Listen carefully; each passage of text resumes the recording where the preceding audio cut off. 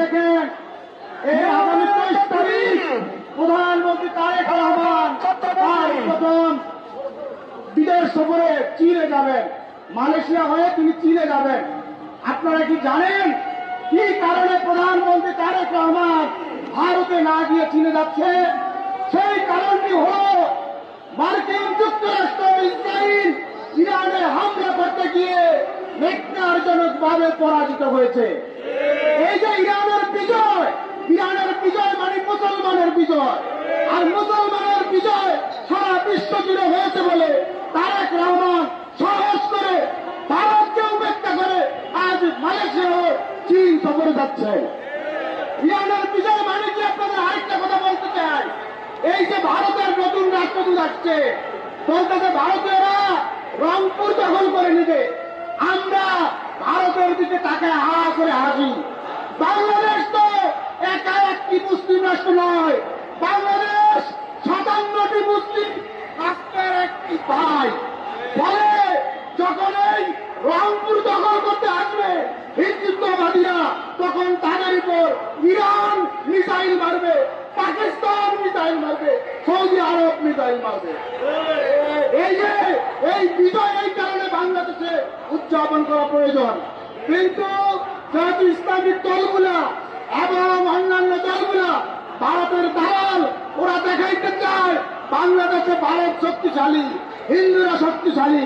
ওরা লম্বা লম্বা মূর্তি বানাচ্ছে, মুসলমানদেরকে ভয় দেখাচ্ছে, সীমান্ত দিয়ে পুশিং করতেছে হিন্দুদেরকে এবং ভারতীয় মুসলমানদের বাংলাদেশে ঢুকাচ্ছে।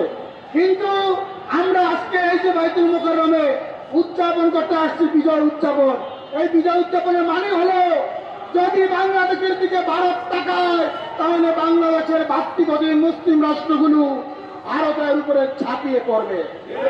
খুব বেশি দূর যাওয়ার দরকার নাই, ভারতের এত লাফালাফি করার কিছু নাই। বাংলাদেশ এক সময় ঐক্যবদ্ধ পাকিস্তানের অংশ ছিল। সেই পাকিস্তান বিশ্বের প্রথম পারমাণবিক মুসলিম রাষ্ট্র। ফলে পাকিস্তানের এই যে বিজয়ী, পাকিস্তানের যে পারমাণবিক বোমা, এটি শুধু পাকিস্তানের নিরাপত্তার জন্য নয়, বাংলাদেশের নিরাপত্তার জন্য। আপনারা দেখেছেন ইরানকে যখন ইসরায়েল আমেরিকা দূরিয়ে দেওয়ার চেষ্টা করেছে, তখন পাকিস্তানের নেতৃত্বে সৌদি আরব, কাতার, মিশর সকল মুসলিম রাষ্ট্র যখন ঐক্যবদ্ধ হয়ে গেছে, তখন কিন্তু যুক্তরাষ্ট্র পরাজয় মেনে নিয়েছে এবং সমঝোতা চুক্তি স্বাক্ষর করার জন্য মরিয়া হয়েছে। তাহলে বন্ধুগণ, আমরা অল্প কিছু মানুষ প্রোগ্রাম করি, কিন্তু আমাদের প্রোগ্রামের গুরুত্ব আছে। আমরা যে কথাগুলো বলি, এই কথাগুলো বলার মতো সামর্থ্য অন্য রাজনৈতিক দলের নাই। আজকে ইরানের বিজয় মানে কি? আমেরিকাকে পরাজিত করছি মানে নাকি? মুসলমানরা সারা বিশ্বে আবার খোলা পায়ে রাশেদার মতো, ওসমানিয়া খেলাফতের মতো আবার বিশ্বকে শাসন করবে। বাংলাদেশে 5 থেকে 6% হিন্দু থাকে, ভারতে 40% মুসলমান। তারা মুসলমানদের নির্যাতন করে সাহস দেখায়। আমরা মুসলমান নবীজির সুন্নাত অনুযায়ী অমুসলিমকে নির্যাতন করি না। কিন্তু 7% হিন্দু দিয়ে বাংলাদেশকে যদি তারা, মুসলমান রাষ্ট্রকে যদি তারা দখল করতে চায়, তাহলে তাদেরকে অবশ্যই মুসলমানদের প্রত্যাঘাতের কথা খেয়াল রাখতে হবে। আমরা বলতে চাই বন্ধুগণ, আমাদের দুঃখ দুর্দশার দিন শেষ। আজ ইরানের যে বিজয় হয়েছে, এই বিজয়ের মধ্য দিয়ে ইরান, চীন, পাকিস্তান, বাংলাদেশ, সৌদি আরব, বাহরাইন, মিশর 57টা মুসলিম রাষ্ট্র ঐক্যবদ্ধ।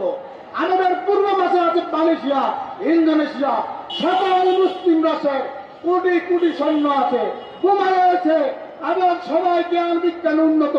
আমাদের কিন্তু আজকে দেখেন, এই যে ইরান যুদ্ধ যখন হলো, ইরান হরমুজ প্রণালী বন্ধ করে দিলে চীন, জাপান সহ আমেরিকা সহ সারা বিশ্বের অর্থনীতি কিন্তু স্থবির হয়ে গেছে। তার মানে কি? মুসলমানের হাতে সম্পদ রয়েছে। এতদিন মুসলমানের হাতে বিজয় ছিল না, এখন বিজয় এসেছে।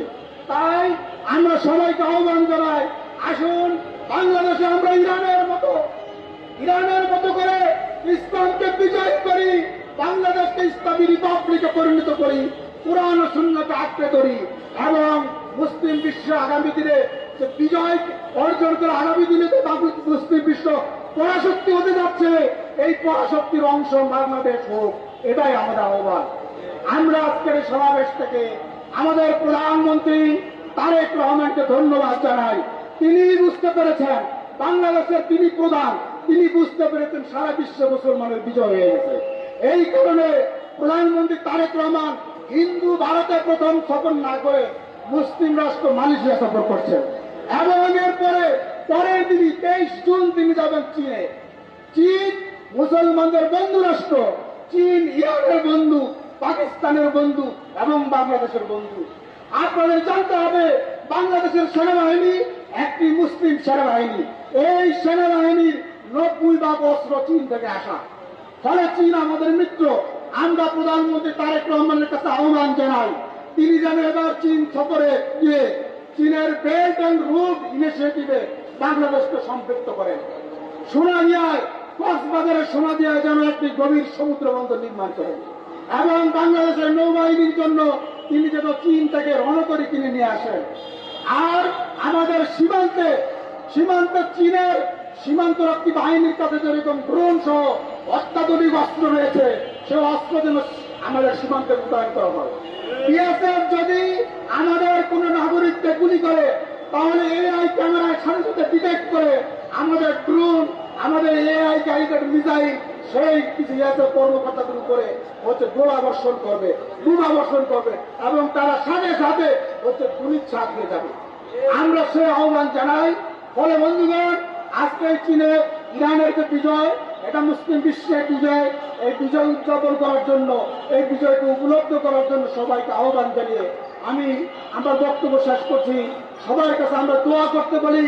আপনারা জানেন, আমি সর্বশেষ একটি কথা বলি, আপনারা একজন আলেমের কথা জানেন, কাজী মুফতি ইব্রাহিম রহমতুল্লাহ আলাই, রহিমাউল্লাহ আলাই, কাজী মুফতি ইব্রাহিম, এই তামিরুল মিল্লাত মাদ্রাসার তিনি একজন আলেম। তিনি ওই করোনার সময় তিনি কিন্তু অনেকগুলো কথা বলছিলেন, এলহামের ভিত্তিতে বলেছিলেন যে মুসলমানদের বিজয় আসছে। সেই সময় ফেসবুকে অনেক সেকুলার কুলাঙ্গার এই কাজী মুফতি ইব্রাহিমের কিন্তু বদনাম করছে। কিন্তু আপনারা দেখছেন যে উনি যেভাবে এলহামের কথা বলছেন, সেই অনুযায়ী হাসিনার পতন হয়েছে, ভারতের পরাজয় হয়েছে পাকিস্তানের কাছে এবং ইরানের কাছে আজ ইসরায়েল এমপিটি থাকছে। সুতরাং আমরা হক্কানি আলেম ওলামার কথা শুনে যাই। সবাইকে বলবো মুসলিম বিশ্ব যেন জাগরণ হয়, মুসলিম বিশ্ব যেন আমরা আমাদের বিজয়কে ধারণ করে এগিয়ে যাই। সবাইকে বিজয়ের শুভেচ্ছা জানিয়ে শুরু করছি।